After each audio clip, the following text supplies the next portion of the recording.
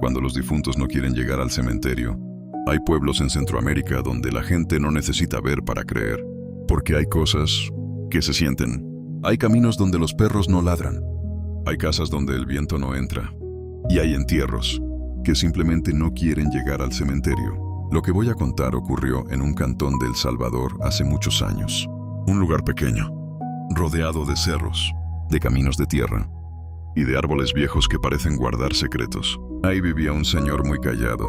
No era conocido por hablar mucho, era conocido por trabajar. Todos los días, sin falta, salía temprano con su machete al hombro y caminaba hacia su terreno. No era grande, no era valioso, pero para él era su vida. Ahí había sembrado árboles de jocote, árboles de marañón y otras plantas que él mismo cuidó durante décadas. Decían los vecinos que nadie quería ese terreno como él lo quería, ni sus propios hijos, porque él lo limpiaba incluso cuando estaba enfermo. Lo limpiaba cuando tenía fiebre, lo limpiaba cuando ya caminaba despacio, y lo limpiaba aun cuando ya no veía bien. Algunos decían algo raro sobre él. Decían que hablaba solo, que se quedaba parado entre los árboles murmurando cosas, como si le hablara a la tierra, como si la tierra le respondiera. Pero nadie le preguntaba nada, porque en los cantones hay cosas que es mejor no preguntar. Pasaron los años. El señor envejeció. Sus manos comenzaron a temblar. Su espalda ya no resistía el machete. Y un día, dejó de ir al terreno. Por primera vez en toda su vida, la maleza empezó a crecer. Los caminos entre los árboles desaparecieron. El lugar comenzó a verse abandonado, como si algo se estuviera apagando. Fue entonces cuando el señor llamó a su hija y le dijo: «Este terreno es tuyo». Pero también sabía que sus otros hijos podían pelear por la propiedad. Así que antes de morir, firmó los papeles y los escondió debajo del petate donde dormía. No era cama moderna, era una cama antigua, de madera, amarrada con cordeles de mezcal cruzados. Encima, un petate gastado por los años. Ahí dejó los documentos, como si supiera que ya no iba a levantarse otra vez. Y así fue, una madrugada silenciosa. El señor murió, sin ruido, sin despedirse. Solo dejó su casa vacía. La noticia corrió rápido por el cantón. La gente comenzó a llegar, encendieron velas, rezaron rosarios y prepararon todo para el entierro. Pero desde ese momento empezaron las cosas extrañas. Cuando llegó el carro fúnebre para llevar el cuerpo, no encendía. El chofer intentó una vez, 2 veces, 3 veces. Nada, el motor estaba completamente muerto. Algunos hombres dijeron: «Empujémoslo». Entre varios comenzaron a empujar el carro por el camino de tierra. Avanzaron lentamente, metro por metro, hasta que pasaron enfrente del terreno del difunto. Y justo en ese instante, el carro encendió solo, sin llave, sin aviso, sin explicación. El chofer soltó el volante del susto, y nadie dijo nada, pero todos se miraron, porque todos entendieron lo mismo. El señor se estaba despidiendo. O tal vez no quería irse. Siguieron caminando rumbo al cementerio. Como es costumbre en los pueblos, todo el cantón acompañaba el entierro a pie. Pero al subir una pequeña cuesta, se escuchó un estallido. ¡Pum! Una llanta del carro se había reventado. Tuvieron que detenerse otra vez. Algunos comenzaron a murmurar, otros comenzaron a rezar, y una señora dijo en voz baja: «Él no quiere que lo entierren». Nadie respondió, pero nadie dejó de pensar lo mismo. Arreglaron la llanta, siguieron avanzando, y más adelante, el carro volvió a apagarse. Esta vez completamente. El reloj ya marcaba las 4 de la tarde.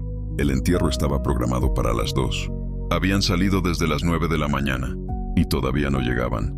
El cielo comenzaba a ponerse oscuro. Las sombras de los árboles se alargaban y el viento empezó a soplar frío. Un primo del difunto tuvo que adelantarse al cementerio para avisar que no lo cerraran, porque si lo cerraban, tendrían que regresar con el muerto. Y eso, nadie lo quería. Finalmente lograron acercarse. Pero cuando estaban a pocos metros de la entrada, el carro volvió a fallar. Esta vez no encendió nunca más. Decidieron cargar el ataúd entre 4 hombres. Lo levantaron con cuidado y comenzaron a caminar. El silencio era pesado. Nadie hablaba. Solo se escuchaban los pasos sobre la tierra. Entonces ocurrió algo que nadie olvidó jamás. El lazo con el que sostenían el ataúd se rompió. La caja cayó al suelo y el cuerpo se salió. Algunas mujeres gritaron, otros salieron corriendo. Porque el señor tenía los ojos abiertos, mirando hacia el camino por donde habían venido, como si todavía estuviera viendo su terreno, como si todavía estuviera esperando algo. Nadie quería acercarse, hasta que llegó su ex esposa, la mamá de su hija, Se acercó lentamente, miró el cuerpo y dijo en voz firme: «No te preocupes, yo le voy a decir a tu hija que cuide el terreno». En ese momento, dicen que el viento dejó de soplar, los perros dejaron de aullar y el ambiente cambió. Volvieron a acomodar el cuerpo y esta vez, el entierro continuó sin problemas.